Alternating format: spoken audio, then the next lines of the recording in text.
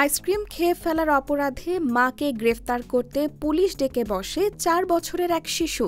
গেল সপ্তাহে যুক্তরাষ্ট্রের উইসকনসিন অঙ্গরাজ্যে এমনই একটি ঘটনা ঘটেছে। WSLS-10 নিউজের প্রতিবেদনে বলা হয়, উইসকনসিনের মাউন্ট প্লেজেন্ট এলাকা থেকে 911 নম্বরে একটি ফোন আসে। এক নারী পুলিশ কর্মকর্তা কলটি ধরার পর অপর প্রান্ত থেকে একটি শিশু বলে ওঠে, আমার মা খুব খারাপ করেছে। এরপর সে মায়ের বিরুদ্ধে তার আইসক্রিম খেয়ে ফেলার অভিযোগ করে। এ সময় শিশুটি তার মাকে ধরে নিয়ে যাওয়ার জন্য বলে এবং এজন্য ন্যায়বিচার পেতে সে দৃঢ় সংকল্পবদ্ধ বলে জানায় পুলিশকে। ওই শিশুর মা কোনো রকমে ছেলের কাছ থেকে ফোন নিয়ে নিজেই অপরাধ স্বীকার করে নেন, কিন্তু তাতে কোনো লাভ হয়নি।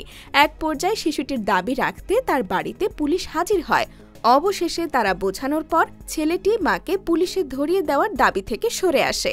পরে ওই দুই পুলিশ কর্মকর্তা শিশুটিকে অবাক করে দিয়ে আইসক্রিম নিয়ে আবার যান তাদের বাসায়। আইসক্রিম পেয়ে মহা খুশি হয়ে পুলিশের সঙ্গে ছবিও তুলতে দেখা যায় সেই শিশুকে। IBTV USA, New York।